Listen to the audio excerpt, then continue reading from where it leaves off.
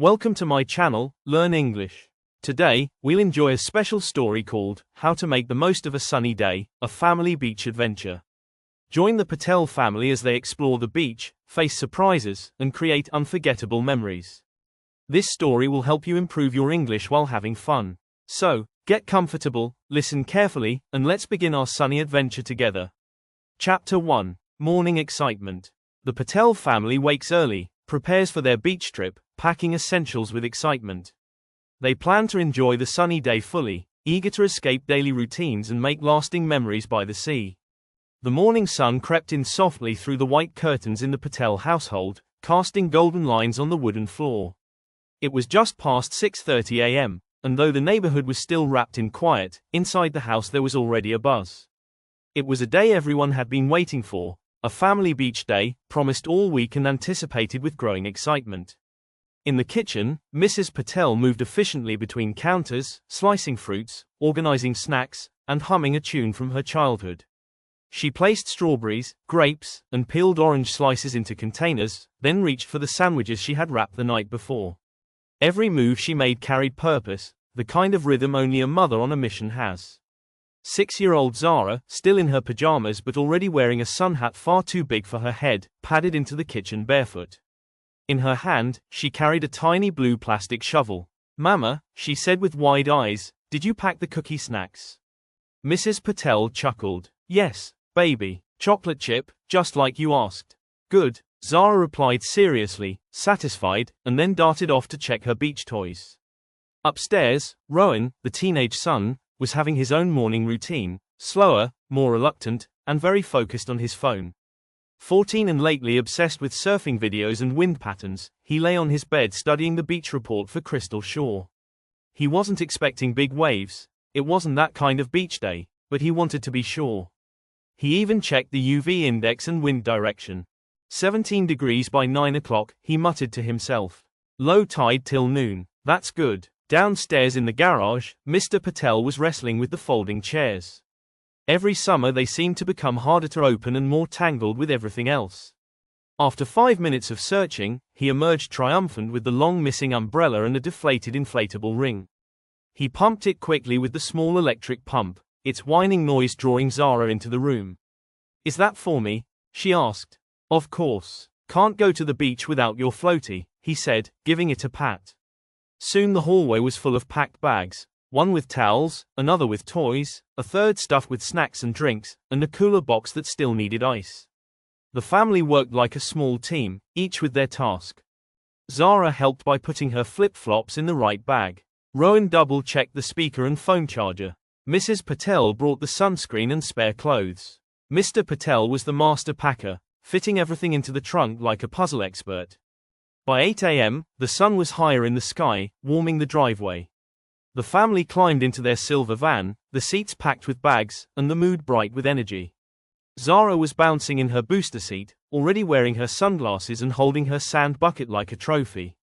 Rowan had his earbuds in but wasn't really listening. He was looking out the window, quietly smiling.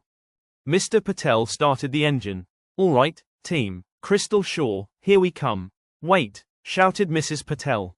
"Did someone bring the kite?" Silence. Then Rowan raised his hand. "Got it. Good. Now we're ready," she said, buckling her seatbelt. The car ride was filled with all the usual beach day energy. The Bluetooth speaker played upbeat music, and Zara sang along loudly, not always on the right key. Mr. Patel made a wrong turn near the gas station, which led to a family joke about adventure detours. They stopped quickly to grab ice for the cooler and a fresh pack of gum. Rowan insisted on choosing the playlist, which caused a small debate, but soon everyone agreed on a mix of summer hits and old classics. About halfway through the drive, they passed sunflower fields, a few horses in a pasture, and small roadside stands selling fresh corn. Zara counted the cows. 12 so far, she said proudly. Rowan rolled his eyes but smiled. The last 10 minutes of the drive were the most exciting. The road became narrower, and trees opened up to wide sky. You could smell the salt before you saw the water. Then, finally, over the small hill, it appeared, the sea. Zara gasped. "It's so big." Rowan leaned forward. "Clear skies. No crowds yet. Looks perfect." They pulled into the lot just before 9:30 a.m. The sun was already warming the pavement, and the ocean sparkled in the distance like a million tiny diamonds. Seagulls called overhead, people in swimsuits walked by with coolers, umbrellas, and boards. A soft breeze rustled the dune grass beyond the boardwalk. "Let the adventure begin," Mr. Patel said, turning off the ignition. Zara jumped out of the car and immediately took off her shoes. "I want to feel the sand." Mrs. Patel laughed. "Let's just carry everything first, sweetheart." With bags over shoulders, coolers in hand, and hats on heads, the Patel family walked toward the beach, together, excited, ready to make the most of the sunny day ahead. Chapter 2: Arrival and Exploration. At the beach, the family sets up their spot, explores the shoreline, and starts building sandcastles. They enjoy swimming, collecting shells, and discovering small sea creatures, embracing nature's beauty under the bright sun. As the Patel family stepped out of their car, the first thing they noticed was the sound. The rhythmic crash of waves against the shore, distant laughter from early swimmers, and the occasional cry of seagulls overhead. The air smelled unmistakably like the ocean: salt, sunscreen, and something faintly metallic from the wet sand. A warm breeze ruffled their clothes as if welcoming them personally. Zara immediately let out a squeal of delight and dropped to her knees near the edge of the parking lot where a stretch of sand peeked through the wooden boardwalk. She scooped up a handful and let it fall between her fingers. "It's like sugar," she giggled. "Let's try not to lose anyone before we even find our spot," Mrs. Patel said, smiling as she adjusted her beach bag on her shoulder. Mr. Patel hoisted the cooler from the trunk with a familiar grunt. "Okay, everyone has something to carry. Let's move out." The boardwalk that led to the beach was lined with tufts of dune grass and small wooden signs warning against littering and feeding the birds. Zara skipped ahead, her small feet thumping against the wooden slats. Rowan, walking more slowly, kept his phone in hand, snapping a few photos of the landscape. The ocean beyond the dunes shimmered like a postcard, its gentle waves curling in soft, glassy rolls under the mid-morning sun. As they reached the main stretch of sand, they paused to take it all in. The beach was already filling up, but there was still space to be found. Families were setting up umbrellas, children ran in wide loops with buckets, and someone nearby was flying a neon-orange kite that danced against the sky. "Over there," said Mrs. Patel, pointing to a quiet patch near the left edge of the beach, closer to the water but far enough from the high tide line. Close enough for a good view, but not too close to the crowd. They trudged across the sand, a short walk that felt longer with full arms and unsteady feet. Zara's flip-flops kicked up little sprays of sand behind her. Rowan, holding the folded chairs and speaker, winced with every awkward step but didn't complain. Once they reached their chosen spot, the family began their practiced setup. Mr. Patel and Rowan unfolded the umbrella, anchoring it deep into the sand while Mrs. Patel laid out the large beach blanket with practiced care, smoothing out the corners. Zara helped by handing out towels, though she quickly got distracted by a shiny shell near the water and wandered off before anyone could stop her. By 10 a.m., their little beach camp was complete. The cooler sat shaded under the umbrella, towels were arranged like a starburst, and sunscreen had been generously, though begrudgingly, applied. Zara returned proudly with 2 small shells, which she placed carefully in the corner of the blanket like treasures. "So, who's going in the water first?" Mr. Patel asked, clapping his hands with enthusiasm. "I will." Rowan surprised them all by answering, pulling off his shirt and grabbing a soft foam bodyboard. "Me too," shouted Zara, already pulling on her floaty ring with cartoon sea turtles on it. Mrs. Patel laughed. "Go on then, I'll stay here and keep our base safe." Zara bolted toward the water, squealing with joy, and Rowan followed at a more composed pace, letting the water wash over his ankles before diving in chest deep. The ocean was cold, as it always was at first, but refreshing, a contrast to the growing heat of the sand. Mr. Patel joined him a minute later, splashing toward Rowan and pretending to be a sea creature. "Rah, I'm the beach kraken," Zara shrieked and tried to paddle away on her floaty, laughing uncontrollably. "Save me, Rowan." Back on the blanket, Mrs. Patel leaned back on her elbows and let out a content sigh. Around her, the beach hummed with activity, not too loud, not too quiet. A perfect balance. She slipped off her sandals and dug her toes into the warm sand, eyes closed for a moment, simply listening to the sea. A while later, Rowan returned to the blanket, dripping and triumphant. "There's a small sandbar just a bit out," he said. "You can stand on it, and the water only comes up to your waist." Sounds like a good place to find shells, Mrs. Patel replied. Maybe we'll go explore it later. As midday approached, the sun climbed higher, casting shorter shadows and warming everything it touched. The beach grew more populated, but their little area remained peaceful, just far enough from the busy volleyball court and snack stand. Zara had now begun construction of what she called Castle Mermaid, a sand fortress with 2 towers and a shell-lined moat.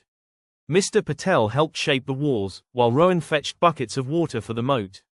Then came a moment of excitement. A colorful beach ball flew into their area, chased by a boy no older than 8. He skidded to a stop just short of the blanket, clearly embarrassed. Sorry, he said breathlessly. No problem at all, Mrs. Patel smiled, handing it back to him.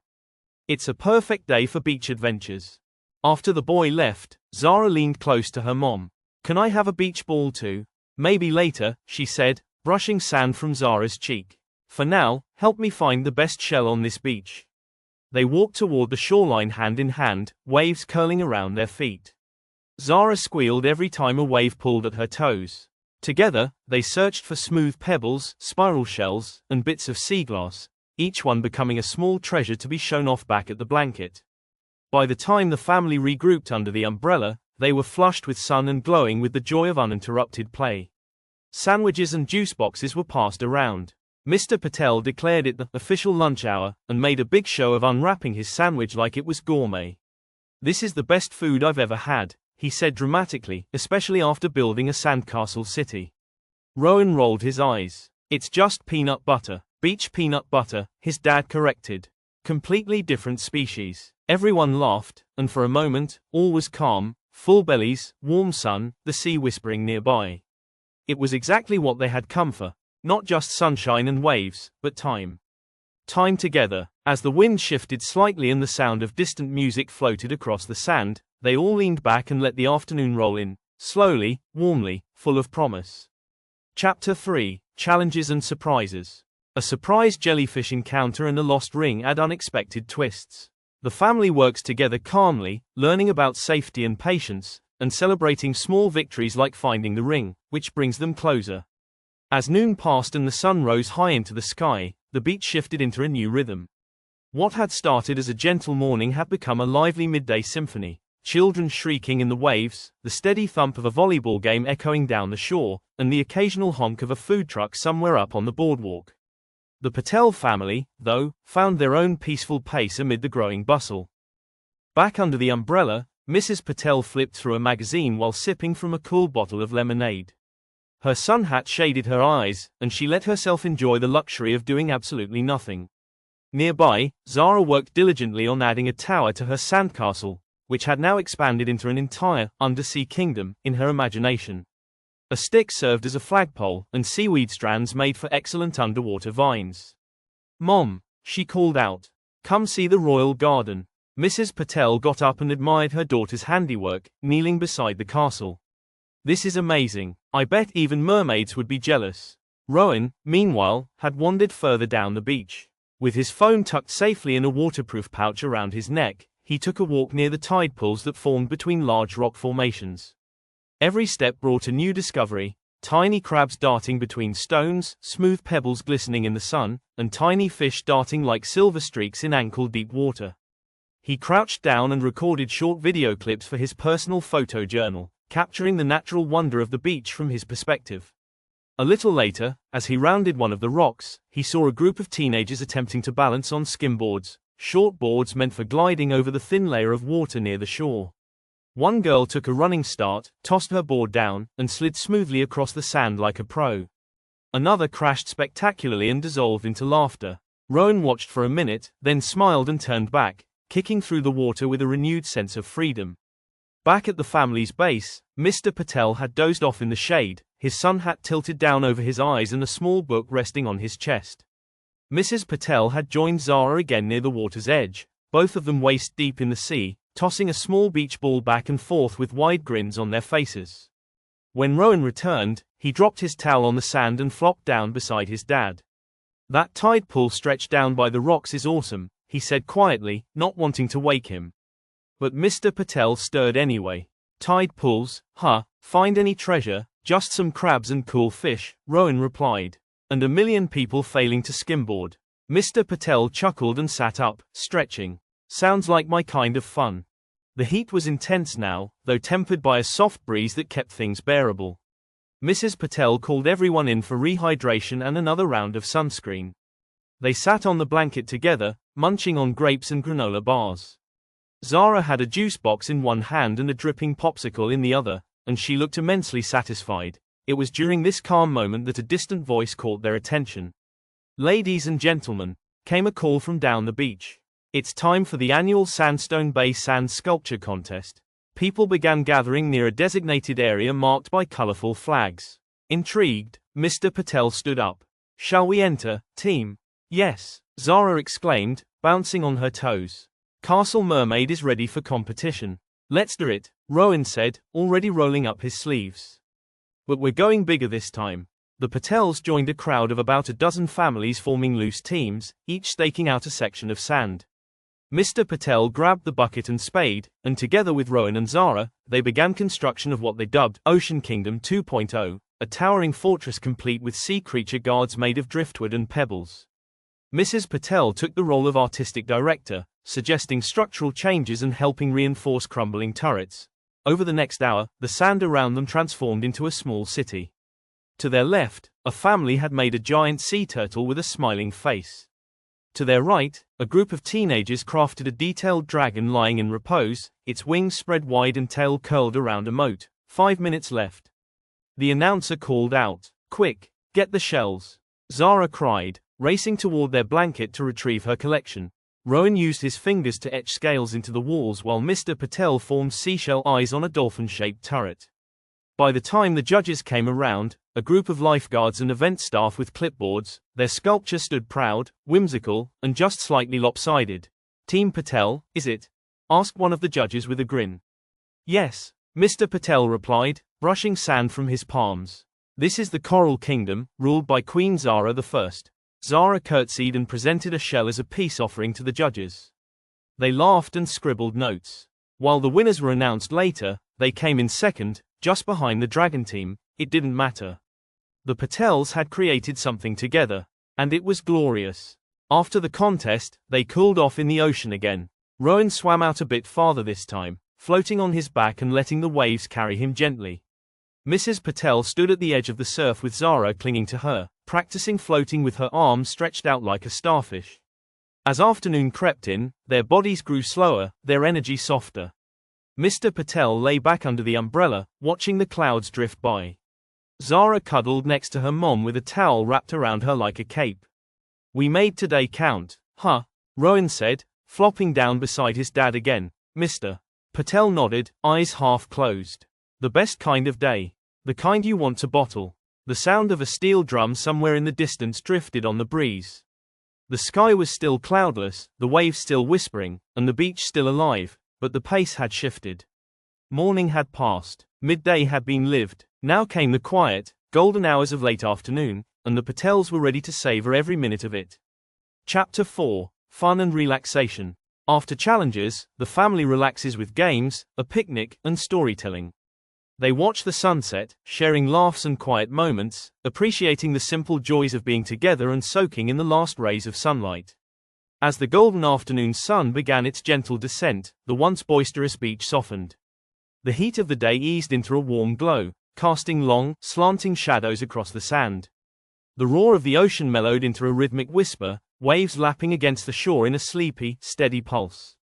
The chaos of earlier hours gave way to calm, and the beach transformed once again, this time into something dreamlike, reflective, almost sacred. The Patel family had slowly migrated back to their beach blanket. Their sandcastle, though slightly slumped from the tides and toddler traffic, still stood as a proud monument of the shared joy. Nearby, Zara curled up in her towel, her cheeks sun-kissed and her curls flecked with sand.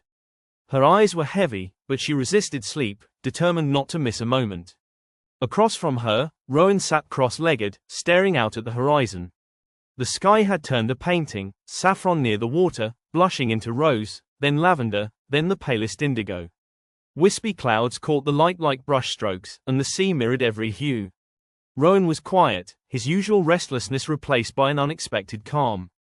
He lifted his phone to capture the moment but quickly set it down again. This was a moment to feel, not record.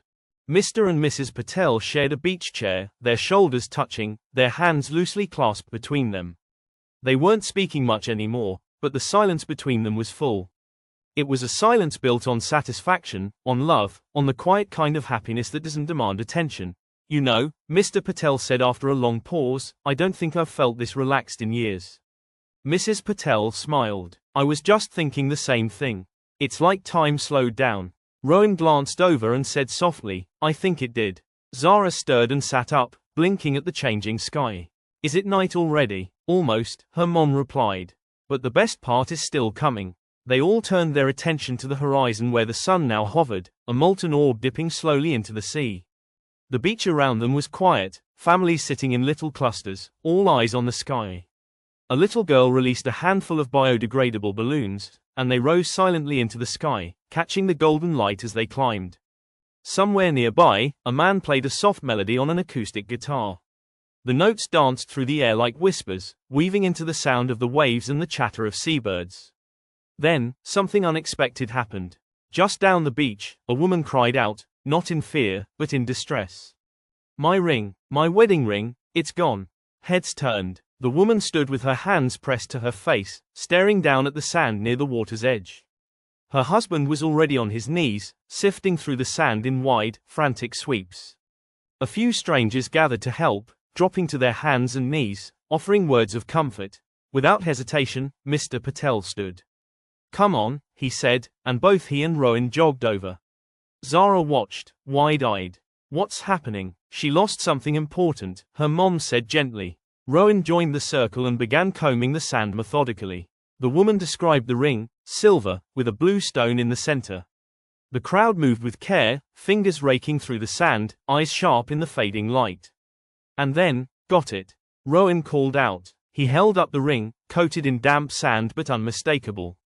The woman gasped and ran toward him, clasping her hands over her mouth. Her husband let out a long breath and placed a grateful hand on Rowan's shoulder. Thank you, she said, her voice trembling. Thank you so much. Rowan smiled, a little shy. Glad I could help. As the small crowd applauded, Mr. Patel gave his son a proud clap on the back. Well done, buddy. When they returned, Zara was bouncing with excitement. You're a hero. He really is, Mrs. Patel said, her voice warm with pride. Rowan shrugged, but his eyes were bright. Just lucky, I guess. Sometimes, Mr. Patel added, luck finds the people who show up. As the sun finally dipped below the horizon, the sky flared in a last burst of color, fiery orange giving way to soft purples and navy blues. The moon began its slow rise over the dunes, silver and round, casting a pearly light over the sea. The Patels sat huddled on their blanket, watching the world shift from day to night. Zara leaned against her mother's shoulder, drifting between wakefulness and dreams. Rowan lay on his back, arms folded behind his head, the corners of his mouth curled into a quiet smile. Mrs. Patel looked over at her husband. We needed this. He nodded. More than I realized. They stayed that way for a while longer, unwilling to move, to break the spell. The tide whispered secrets. The stars began to appear. A warm, perfect stillness settled over the beach. Eventually, Mr. Patel stood and stretched. All right, team. Time to pack up. Groans of protest met his declaration, but none with any real strength. They began folding towels, brushing off sand, packing away snacks and empty juice boxes. Zara refused to let go of her plastic shovel, and Rowan stuffed his damp towel into his backpack with little ceremony. As they made their way back across the sand, they paused one last time to look back. The beach was now bathed in moonlight, dotted with just a few lingering families, silhouettes against the silver sea. Their own footprints trailed behind them, a quiet path through a day well lived. Zara turned to her brother. Can we come back soon? Yeah, Rowan said softly. We really should. Mr. Patel overheard and smiled. Next sunny weekend, it's a plan. The family continued toward the car, their bags a little lighter, their hearts a little fuller, and the echoes of the sunset, of laughter, of connection, of small adventures, still shimmering behind them. Chapter 5, The Journey Home. The day ends with a peaceful drive home, tired but happy. The family reflects on their adventure, making plans for future trips. They carry the day's memories with them, feeling connected and grateful for their time at the beach. The soft hush of evening had fallen by the time the Patel family reached the parking lot. The sun was gone, replaced by a rising moon that floated high and full in a navy blue sky. The once lively beach now slumbered behind them, waves continuing their tireless rhythm in the distance like a lullaby only the ocean knows. With each step, sand slipped from their sandals, clinging to damp towels and sun-drenched skin like a souvenir they couldn't pack away. The car stood waiting, warm from the day's heat, its doors opening to the scent of fruit snacks, sea air, and sunscreen. The inside felt like a familiar cocoon, safe, cozy, and now filled with a satisfying weariness. One by one, the family climbed in. Zara, barely able to keep her eyes open, settled into her booster seat with her stuffed turtle tucked under her arm. She mumbled something about jellyfish and castles before drifting off almost immediately, her head lolling softly against her mother's shoulder. Rowan, ever the last to admit he was tired, slumped into the backseat, legs stretched as far as they'd go. His phone rested loosely in his hand, its screen still open to a short video he'd taken of the sunset. For once, he didn't press play. He just stared out the window, blinking slowly as the moonlight flickered through the trees. Mr. Patel started the engine, and the soft hum of acoustic music filled the quiet. No one spoke, and no one reached to change the station. It was the perfect soundtrack for the ride home, slow, nostalgic, full of gentle chords and gentle hearts. Everyone buckled, he asked, glancing in the rearview mirror. A soft chorus of tired, yes, responses followed, barely above whispers. Mrs. Patel turned slightly in her seat, watching the kids for a moment.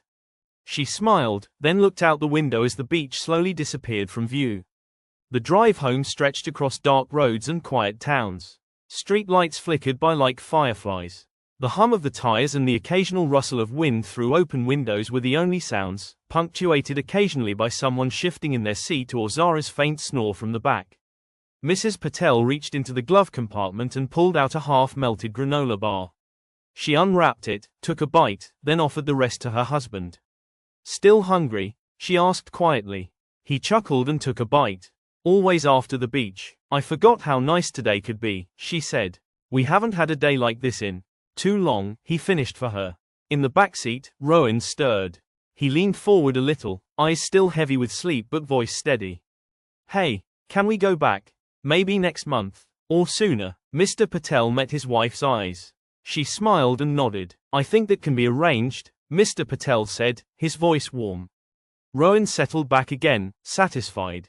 The conversation faded into silence once more. It wasn't awkward or uncomfortable, just full. Everyone was processing the day in their own way, carrying little pieces of the beach home with them in memory. The laughter, the games, the quiet moments, the jellyfish, the rescued ring, each now a small story stitched into the fabric of their lives. Zara shifted and whimpered briefly in her sleep. Mrs. Patel reached back and gently brushed a curl from her daughter's cheek. "She's dreaming," she whispered. "I hope it's about sandcastles and seashells," Mr. Patel said. By the time they pulled into the quiet neighborhood, it was nearly 10:30 p.m. The houses stood dark and still, porch lights glowing like sleepy fireflies. Mr. Patel eased the car into the driveway and turned off the ignition. The sudden silence was striking. No more engine, no music, just the sound of a single cricket somewhere in the bushes and the occasional rustle of leaves in the warm breeze. "Home," he said softly. Mrs. Patel yawned and stretched. "Let's get these sleepyheads inside." Rowan was already reaching for the door handle. "I've got my stuff," he murmured, dragging his backpack and towel. He moved slowly, but without needing help. Zara, however, was out cold. "I'll carry her," Mr. Patel offered, gently unbuckling her and lifting her into his arms. She stirred only once, muttering something about turtle pirates, before resting her head on his shoulder. Inside the house, the lights were low and welcoming. Mrs. Patel placed the beach bag on the floor, then headed straight for the kitchen to unload the cooler. The fridge hummed softly as she tucked away leftover juice boxes, sandwiches, and grapes. Mr. Patel set Zara on her bed and tucked her in. Her stuffed turtle remained firmly under her arm, its face poking out from beneath the blanket. Rowan, now in pajamas, stood at his bedroom window, looking out at the moonlit street. "Did you write anything down yet?" Mr. Patel asked, peeking into the room. "Not yet," Rowan replied. "But I will. You don't have to remember everything. Just the parts that matter." I know, Rowan said. I'm starting with the ring. Mr. Patel smiled. Good place to start. He walked back downstairs and found his wife by the kitchen sink, rinsing off a few stubbornly sandy utensils. You're cleaning? He asked. Just enough to make it easier tomorrow, she said. I don't want today to feel like a chore. He nodded and opened the back door for a moment, letting the cool air flow in. The wind smelled faintly of salt, even this far from the beach. Or maybe he just imagined it. You know, Mrs. Patel said, joining him by the doorway, I always used to think days like this only happened in movies. Perfect weather, no arguments, a rescue mission. They do feel rare, he agreed. But maybe they're not, she said. Maybe they just need to be noticed. They stood there a moment longer, watching the night. Eventually, the door was closed, the lights dimmed, and the kitchen tidied just enough to say, we'll finish tomorrow. The house settled into its evening rhythm. Upstairs, Rowan was writing in a notebook, pausing occasionally to think, then scribbling more. Zara was asleep, still crusted with sand. Mrs. Patel changed into her robe and pulled back the sheets. Mr. Patel stopped by the living room window one last time. The neighborhood was quiet. The world had moved on from their perfect day. But in his mind, the beach was still there, waves washing in and out, laughter echoing on the breeze, the feel of sun on skin and sand underfoot. We'll go back, he whispered, as if promising it to the sea. Then he turned off the light, and the house exhaled into peace. Thanks for joining me on this sunny beach adventure. I hope you enjoyed the story and learned some new English words and phrases. Remember, every day is a chance for a new adventure and to practice your English.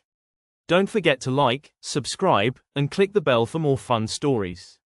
See you next time on Learn English. Keep smiling and keep learning.